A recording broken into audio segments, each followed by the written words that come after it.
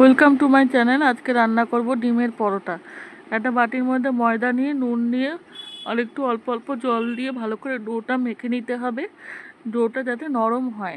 তারপরে অল্প করে একটু লেচি কেটে তারপরে রুটির আকারে বেলে নিতে হবে।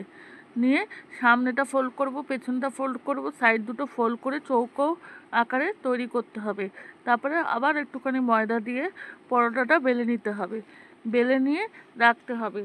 তারপরে একটা বাটির মধ্যে দুটো ডিম নিতে হবে, পেঁয়াজ কুচি, লঙ্কা কুচি, নুন দিয়ে ভালো করে ফেটিয়ে নিতে হবে, নিয়ে রাখতে হবে।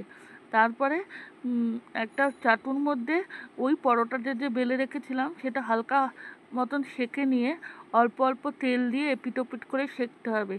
যখন হালকা একটু সেঁকা হয়ে যাবে তখন মাঝখানটা একটু ফুটো করে সেই ডিমের ব্যাটারটা একটু চামচে করে খুব সাবধানে ঢোকাতে হবে। ঢুকিয়ে এপিট ওপিট করে লাল করে ভাজলেই ডিমের পরোটা তৈরি।